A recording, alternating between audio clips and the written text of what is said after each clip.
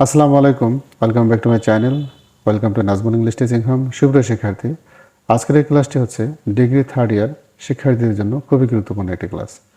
আপনারা যদি এই ক্লাসটি শুরু থেকে শেষ পর্যন্ত দেখেন, আমার বিশ্বাস যে আপনারা শাব্দিক অর্থ বুঝে তারপর গ্যাপ ফিল আপ করার চেষ্টা করবেন। দেখুন, সিন ড্যাশ সিন, পাপ। সিন মানে হলো পাপ, তাহলে পাপে পাপ হয়। আমরা তাহলে এখানে হবে বিগার্স।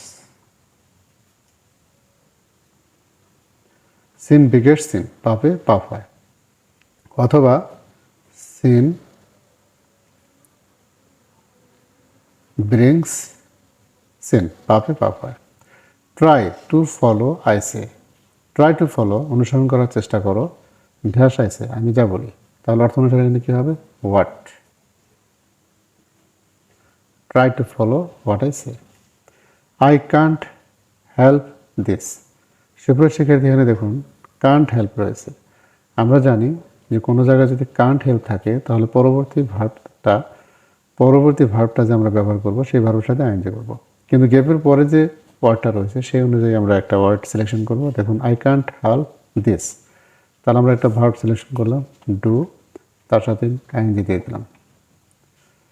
এবং আপনি যদি এখানে দেবেন রাইট, তারপরে যদি আইএনজি দিয়ে দেন সেটাও কিন্তু হয়ে যাবে। I can't help writing this, আমি এটা না লিখে পারি না। তবে এখানে ডুইং ব্যবহার করার better. I can't help doing this. He speaks as he knew everything. She speaks, সে এমনভাবে কথা বলে, অ্যাজ হি নিউ এভরিথিং, যেন সে সব কিছু জানে। আমরা জানি যেনর ইংরেজি হলো, সেই ইংরেজিটা হলো কি? As if. কিন্তু আমরা এখানে দেখতে পাচ্ছি যে এখানে শুধু অ্যাজ রয়েছে, তার মানে এখানে রাইট আনসার হবে ইফ। তারপর Molly is afraid a dog. Molly কুকুর দেখে ভয় পায়। দেখুন এখানে একটা ওয়ার্ড রয়েছে অ্যাফ্রাইড, অ্যাফ্রাইডের পরে প্রিপোজিশনকে বসে অফ বসে, তাহলে রাইট আনসার হবে এখানে of. Kamal is to to walk. সুপ্রিয় শিক্ষার্থী, আমরা জানেন যে টু প্লাস টু থাকলে মাঝখানে কিন্তু একটা কী হয়? অ্যাডজেক্টিভ হয়। তাহলে কামাল এতটাই দুর্বল যে সে হাঁটতে পারে না, অথবা এত ক্লান্ত যে সে হাঁটতে পারে না। তাহলে আমরা এখানে কী লিখতে পারবো? টায়ার্ড অথবা উইক। যে Kamal is too tired to walk, অথবা Kamal is too weak to walk, সে এতই দুর্বল যে হাঁটতে পারে না।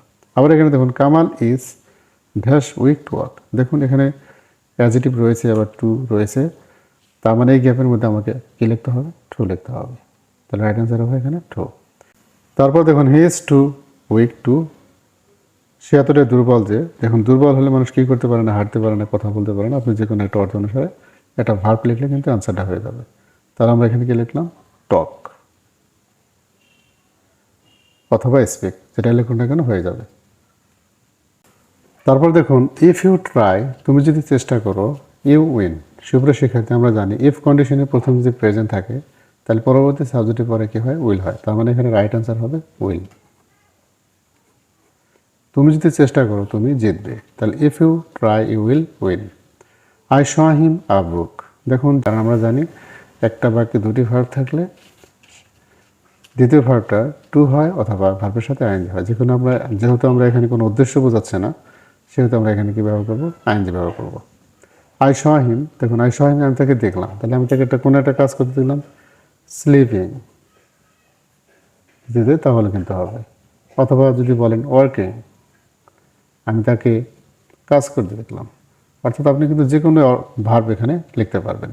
আই শ হিম স্লিপিং, আমি তাকে ঘুমাতে দেখলাম। আই শ হিম ওয়ার্কিং, আমি তাকে কাজ করতে দেখলাম। অথবা আই শ হিম রিডিং, আমি তাকে পড়তে দেখলাম। হি সিমস টু বি, তাকে মনে হয়। দেখুন যখন টু প্লাস বির পরে গ্যাপ থাকবে এখানে কিন্তু একটা পাস্ট পার্টিসিপল অথবা অ্যাডজেক্টিভ ব্যবহার করতে পারবে। যেমন he seems to be tired, তাকে কী মনে হয়? ক্লান্ত মনে হয়। তারপর দেখুন there is will there is a way, এটা একটা প্রবাদ বাক্য। তারপরও যখন দেখবেন যে বাক্যের শুরুতে গেপ এবং তারপরে যদি দেয়ার থাকে তাহলে এখানে অধিকাংশ সময় অ্যান্সারটা কী হয়? ওয়ার অ্যান্সার হয়, ওয়ার। I know the man is a doctor. দেখুন এখানে ব্যক্তিবাচক একটি নাউন রয়েছে। এই ব্যক্তিবাচক নাউনের পরে যদি গেপ থাকে, গেপের পরে যদি আপনার ভার্ব থাকে তাহলে এখানে রিলেটিভ প্রোনাউন হবে হু। রাইট অ্যান্সার কী হবে? হু হবে এখানে। তারপর হোয়াট ইউ ডু স্টাডি। আমরা জানি ডাব্লিউএস কোয়েশনে কিন্তু প্রথমে ওয়াট বসে, তারপর অক্সিলারি ভার্ব বসে, তারপর মেন ভার্ব বসে। আমরা এখানে একটা দেখতে পাচ্ছি ইয়েস্টারডে, তার মানে ভার্বের পাস্ট, তার মানে রাইট অ্যান্সার হবে ডেট। কারণ আমরা জানি পাস্ট ইনডেফিনিট টেন্সের অক্সিলারি ভার্ব একটাই, সেটা হলো ডেট। তাহলে সাবজেক্টকে আমাকে কি আনতে হবে? ডেট আনতে হবে। যদি এখানে ভার্বের সাথে আইএনজি থাকতো, স্টার্টে না থাকতো, তাহলে আমরা এখানে কি লিখতাম? আর নিয়ে আসতাম। তাহলে হোয়াট আর ইউ ডুইং, এভাবে আনসার করতে হবে। যেহেতু এখানে ভার্বের প্রেজেন্ট রয়েছে প্লাস এ স্টার্টে রয়েছে, এই স্টার্টে থাকার কারণে আমরা অক্সিলারি ভার্ব কি নিয়ে আসবো? ডেট নিয়ে আসবো। I show him on the door, আমি তাকে দরজায় দেখলাম। দরজায় কীভাবে দেখলাম? দাঁড়িয়ে থাকে দেখলাম। ঠিক একটা আইনজিত ভার্ব আমাকে এখানে লিখতে হবে। তাই রাইট অ্যান্সার হবে স্ট্যান্ডিং। ড্যাশ আর অলওয়েজ আনহ্যাপি, দেখুন যখন কোনো অ্যাডজেক্টিভের আগে গেপ থাকে এবং তারপর যদি টু বি ভার্ব থাকে, তাহলে বুঝতে হবে একটা আর্টিকেল ইউজ করতে হবে। কারণ অ্যাডজেক্টিভের আগে আর্টিকেল ব্যবহার করলে সেই শব্দটা কী হয়ে যায়? কমন নাউন হয়ে যায়। তাহলে এখানে আমার রাইট অ্যান্সার হবে the rich are always unhappy, ধনীরা সবসময় অসুখী। এরপর এখানে লক্ষ্য করুন, he could not shedding tears. সুপ্রিয় শিক্ষার্থী, আমরা জানি একটা ফর্মুলা রয়েছে, কুড নট হেল্প, বা আরেকটা রয়েছে ক্যান নট হেল্প, আমরা না পারি না, এরকম একটা অর্থে কিন্তু এই কুড নট হেল্প এবং ক্যান নট হেল্প ব্যবহার হয়। দেখুন এখানে আমরা দেখতে পাচ্ছি কী রয়েছে? কুড নট, এবং তারপর ভার্বের সাথে কী রয়েছে? আইএনজি। আমরা জানি যে কুড নট হেল্প আসার পরে পরবর্তী ভার্বের সাথে কী হয়? আইএনজি হয়। তার মানে এখানে রাইট অ্যান্সার হবে help. He could not help shedding tears, সে চোখ না ঝরিয়ে পারল না। তারপর দেখুন, no sooner had we gone out than him came, আমরা বাইরে যেতে না যেতেই তামিম আসলো। দেখুন এখানে কি রয়েছে? একটা ফ্রেজ নো সোনার। আমরা জানি নো সোনার থাকলে পরবর্তী বাক্যের আগে দেন বসে। দেখুন এখানে কি হবে? দেন হবে, কারণ এখানে বাক্যের শুরুতে কি রয়েছে? নো সোনার হ্যাড রয়েছে। তার মানে এখানে রাইট অ্যান্সার হবে কি? দেন।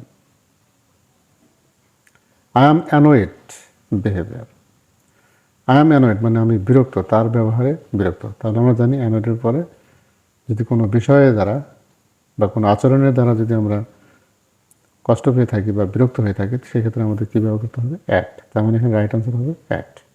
ডোন্ট লাভ দ্য পোর, গরিবদের নিয়ে হাসাহাসি করো না। দেখুন লাভ আছে, হাসাহাসি করো না, তার মানে রাইট আনসার কী হবে?